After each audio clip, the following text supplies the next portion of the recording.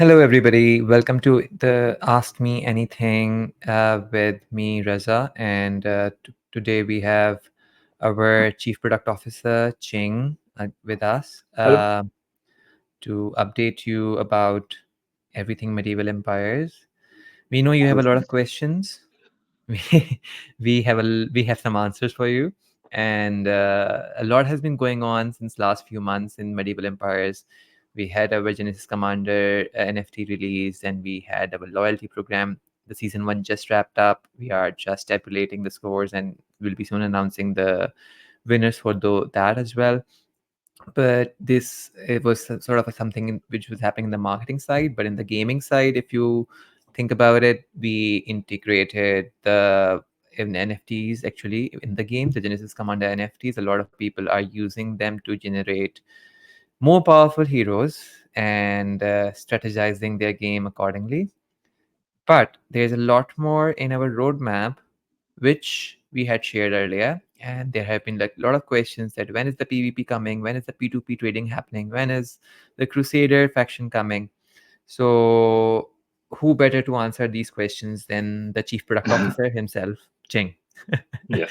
So that's why we are here to kind of we have gotten like multiple people have sent me questions, so we thought to address them in the latest episode of Ask Me Anything. So, Ching, over to you. What do you say about that? When are people getting more things in medieval empires? Okay, so big topics like P2P trading, PvP, Crusader. I for short, I would say Q4 this year Q4. They're coming.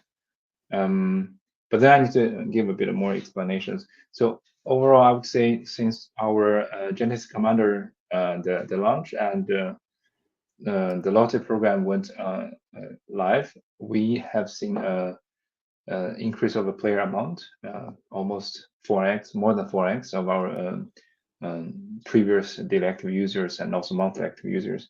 So this is really good. I want to say we were very happy to see this happen, but this also kind of helped us identify a lot of issues in terms of how our game as a whole handle the scalability. Yes. We found many different areas that we need to do refactoring, we need to change to handle scalability. Scalability is not only about the current amount of players, it's also about even more, right? Because we see the bottlenecks, then we need to resolve them. That requires a lot of rework.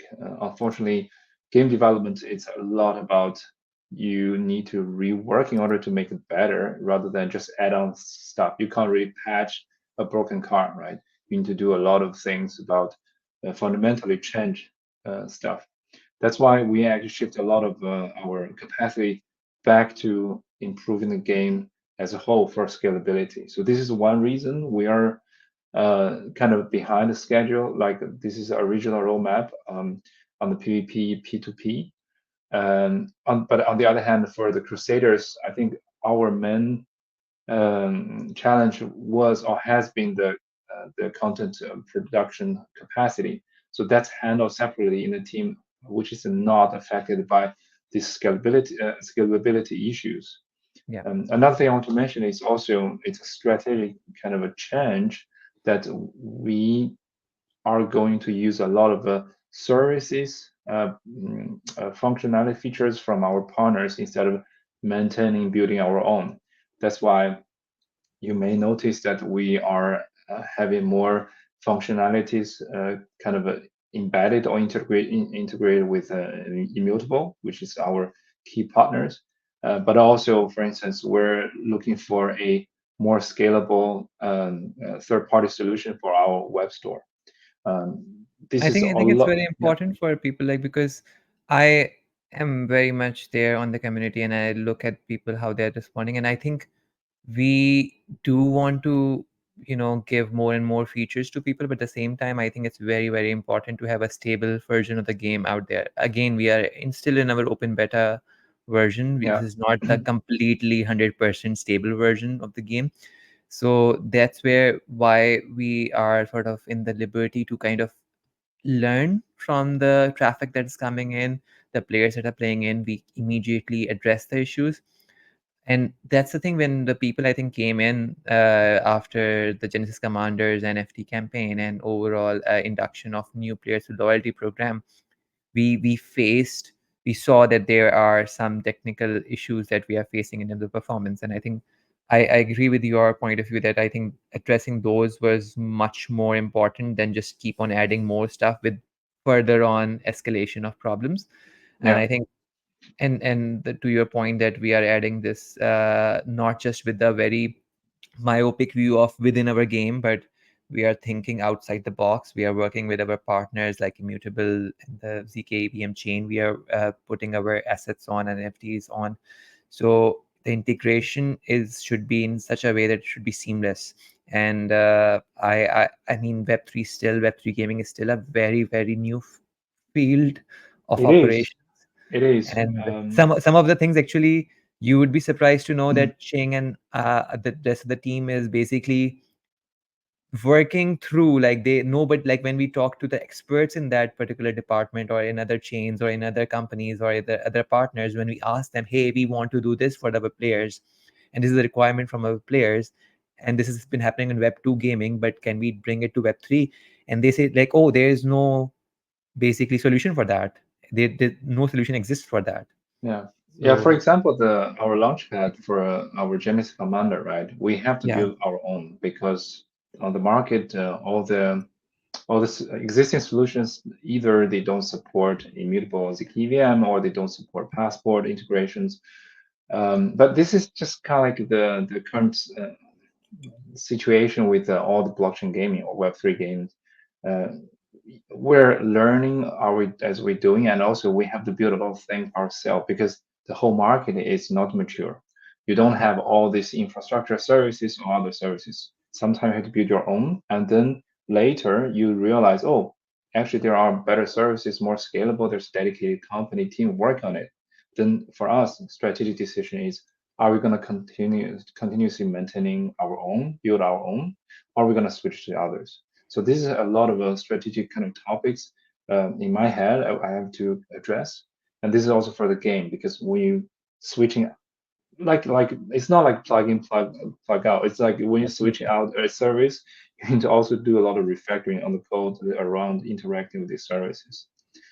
And I But think I I think realized that sometimes, like, I am the one who's running after the product team most of the times, but I also realized because the same development team which is working on developing these new features, if there's a performance issue, then they yeah, have live to operations. push all their efforts into fixing the performance issue first.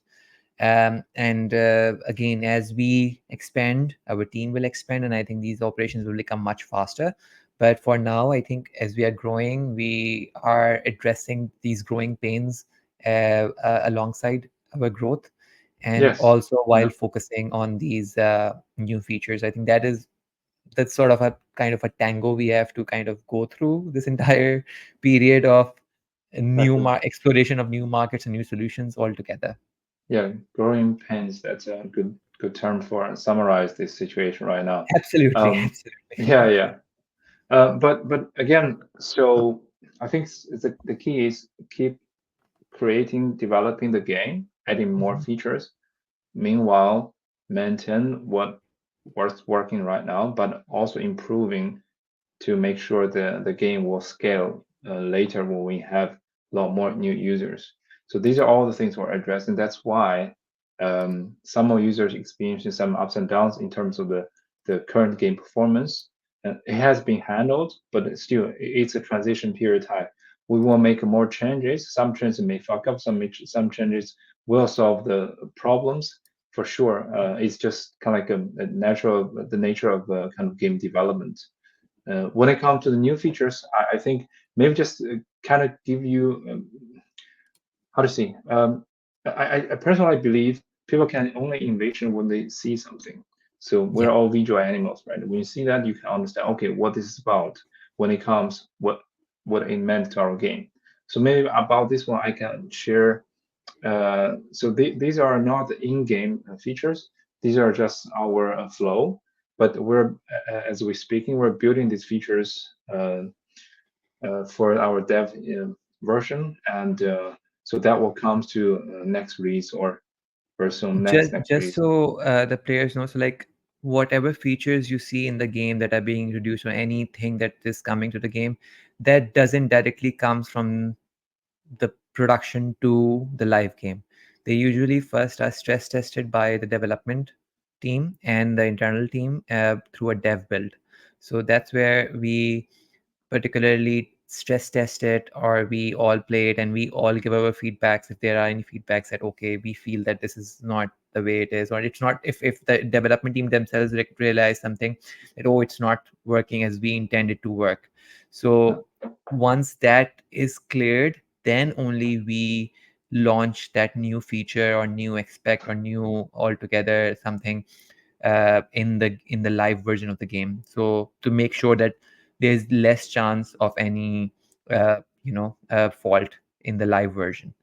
So I think what Ching is now going to show us is something of exclusive sneak peek. What is this exclusive sneak peek in the dev version, Ching? Yes, so this is what will be added into the dev version, and screen window. Okay. Um, first of all, this is about player-to-player trading. As Mm-hmm. you can see here, what we're going to introducing is a new building, which is called trading post. In this one, we kind of consolidate the whole Web3 trading part. You can Oh, have the usual our market. You just buy bundles, the offers as we have, and also here is an NFT, which is the kind of the first step to enable the player trading. From here, any players that as long as you own a unit or decoration buildings, that you can turn them into an on-chain asset. But of course, you can mint a lot of junks and there's nobody gonna pay. Or you can mint something that you think there's a valuable and people would like to buy. For instance, if you're ahead of the game, very high level, you have really good unit, you just mint them, sell them. And some other players on lower level, they haven't got this high level units, they can buy it. so Kind for of example, if I have a Genesis Commander NFT, which has a really, really good, not for heroes, uh, okay, not not not for this, heroes, not for not heroes, for this okay, not for feature. heroes, This okay. feature is about units. If you have, Ah, for instance, units, okay. VIP 17, you have a Dark Warrior, right? You Ooh, can sell ooh, your ooh, Dark okay. Warriors. Yeah. So, like, if you But, have a VIP level 17 and you are eligible to create yeah, dark exactly. warriors in your barracks, those dark warriors you can even sell off Yeah, to people who do not have VIP level 17 at that point of time and exactly. actually get on-chain payments. Interesting. Yeah, Right. that also means you don't need to have the VIP ranking, but you can Mm-hmm. still get the Dark Warriors. But then it's about supply and demand, right? Demand. Then kind Yeah. of that, as we said, want to create this player trading economy. For the heroes that will come later, that's also for Genesis Commander holders. Once you create your heroes, in the future releases will have the functionality similar to this one. You can mint your heroes as well. Just give you a quick kind of like a walkthrough how this means, how this work is. You will see the kind of in the list of all the units that are eligible for trading. We're not gonna put your zero durability units for trading because you can buyers they can't use it. Only the ones with the durability can be low, but then they also affect the price, right? You can have very high level, high durability, and then probably will get a higher price.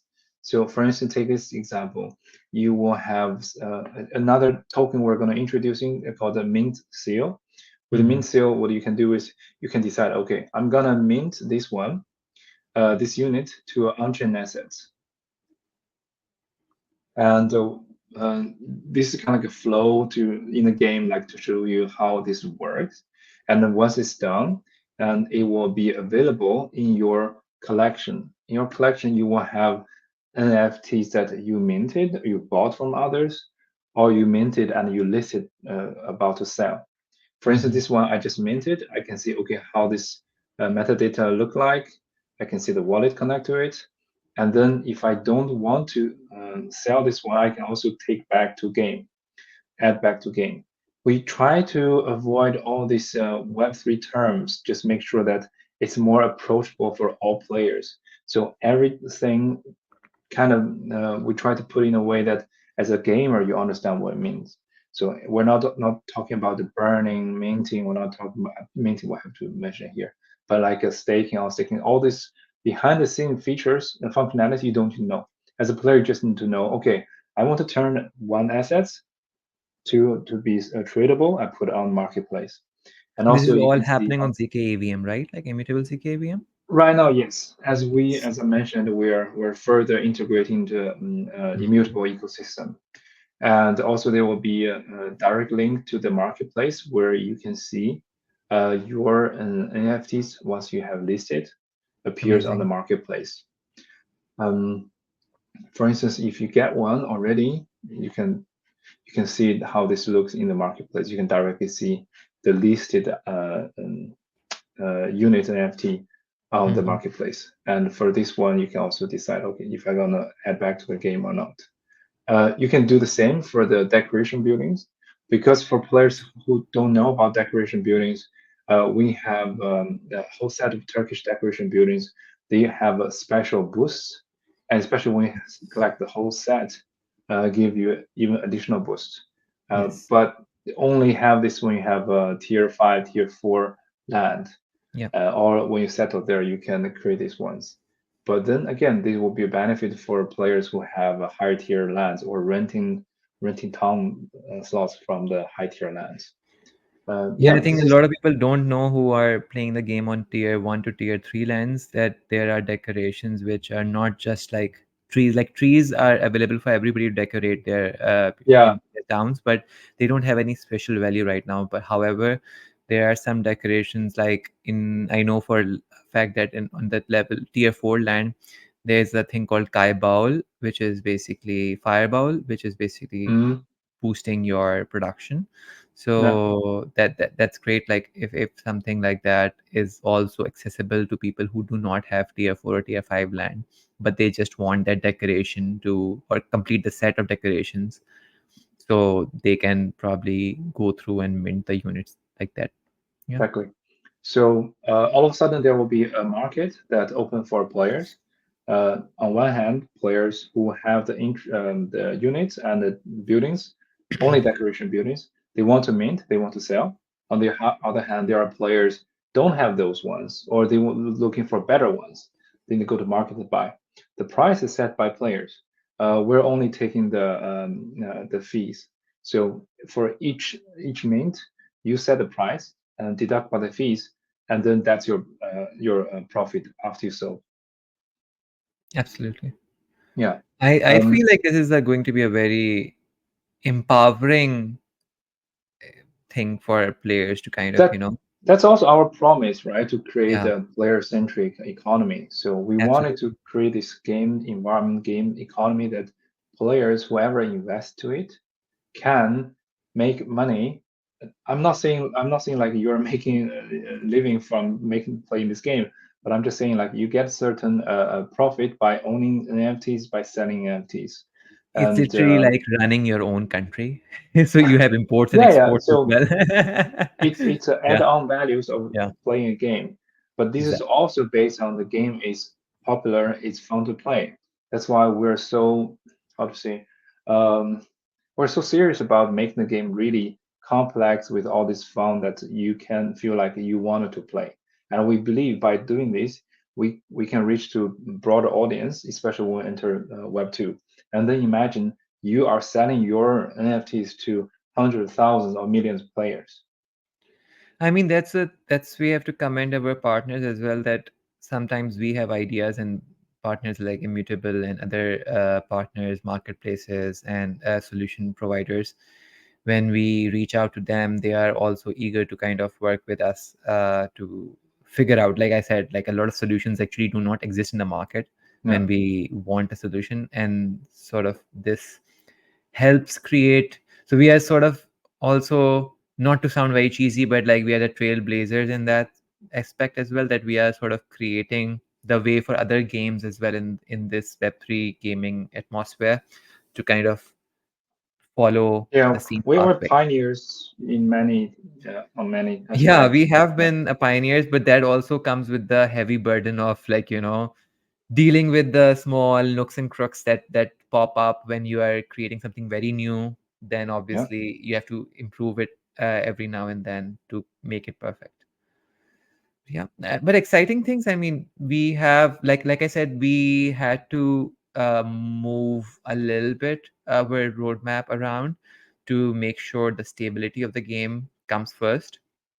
However, now considering we have addressed the major issues that were sort of hampering the whole gaming stability, now I think we are going full force towards these new features like the P2P trading as well as the PvP mode, I can show PvP which later, maybe next yeah, AMA. Yeah. yeah. I have seen glimpses of it, and so far it looks interesting. But yeah, I think I would rather save it for later. Mm. Uh, Make sure that other people tune in for the next AMA as well. Let's keep them waiting for that a little bit more. But yeah, like these are all changes coming in. We are expecting them to be in the game within this quarter, the Q4 of 2024, and hopefully much more things we will be announcing. There are a few more things aside from the game, from the marketing side of the things that are going to happen very soon.